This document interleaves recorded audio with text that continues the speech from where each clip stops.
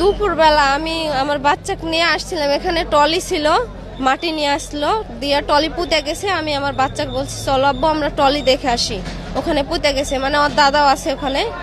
পরে আমি আমার বাচ্চা দুইটা নিয়ে আসিছি, দুইটা কুলে নিছি। পরে আমার ডেনা লেগে গেছে, আমি বলছি আব্বু তুমি একটু নামো, হাঁটে চলো।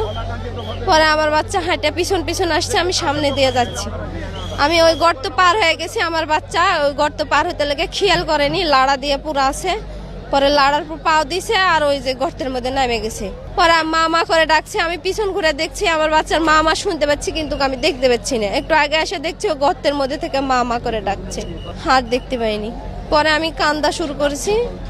আমার শ্বশুর আমার শ্বশুর তাড়াতাড়ি দৌড়ে আসে, দেখছে ওর মধ্যে দিয়ে সবাই মিলে ইয়া করছে, বলছে এই ফেলো না, লাড়া ফেলো না, লাড়া ফেললে তো বাচ্চা ঢাইকে যাবে না। আমার শ্বশুর নিষেধ করছে লাড়া ফেলো না, লাড়া ফেলো, দাঁড়াও দাঁড়াও দেখি। পরে আর আন্দার তো আর ভিতরে আর কিছু দেখা যাচ্ছে না, লাড়া পড়েনি। এখন আগে থেকে পড়া আছে কিনা বলতে পারবো না। আড়াইটে বা 2:45-র দিকে আমরা সংবাদ পেয়েছি যে এই জায়গার মধ্যে 5-এর ভিতর 2 বছরের একটা বাচ্চা পড়ে গেছে এবং উদ্ধার করা প্রয়োজন। এই সংবাদ পাওয়ার পর চাঁপাইনবাবগঞ্জ, রাজশাহী এবং তানোর ফায়ার স্টেশনের 3টা ইউনিট আমরা এসেছি।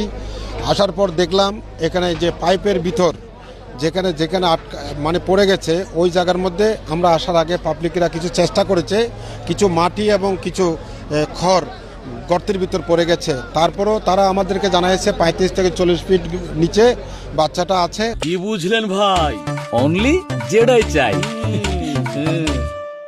তা আমরা আমাদের সার্চভিশন ক্যামেরা দিয়ে আমরা দেখলাম যে বাচ্চাটা কিন্তু আমরা দেখি নাই বলতে ওখানে মাটি এবং খড় পড়ার কারণে আমরা দেখতে পারি নাই, তবে বাচ্চা ওখানে আছে, বাচ্চার আত্মীয় স্বজন বলছে।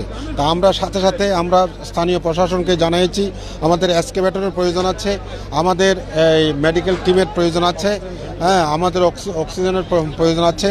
আর আমরা এখানে ভেন্টিলেশন ফ্যান আমরা এনেছি, আমরা সব কিছু আমরা মানে লাগিয়ে রেখেছি। বাচ্চাটাকে যতটুকু বাঁচিয়ে রাখা আমরা চেষ্টা করছি, বাদবাকিটা এক্সকেভেটর মাটি কাটা শেষ করে দিলে আমরা বাচ্চারা উদ্ধার করতে পারবো। উদ্ধার কার্যক্রম এখন ভেন্টিলেশন তো দেওয়াই আছে এবং মেডিকেল টিমও আছে সব কিছু, আর এক্সকেভেটর দিয়ে মাটি কাটার মানে চলছে। আশা করি 3 ঘন্টার মধ্যে মাটি কাটা শেষ হবে বাচ্চাটা। আমরা এটা যেহেতু এখানে বাচ্চাটার কাছে, যেটা ফায়ার সার্ভিস বলছে যে বাচ্চাটার কাছে তো আর এখান দিয়ে পৌঁছানো যাচ্ছে না, পাশে একটি গর্ত করে সেখান থেকে ঢোকার চেষ্টা করা হচ্ছে। এবং এমনও যেন না হয় যে যেটা বাচ্চার জন্য হুমকির হয়। ফায়ার সার্ভিস বলেছে যে যদি এরকম যদি না হতো, যে বাচ্চার মানে লাইফ রিস্ক না থাকতো, তাহলে হয়তো অনেক আগেই আমরা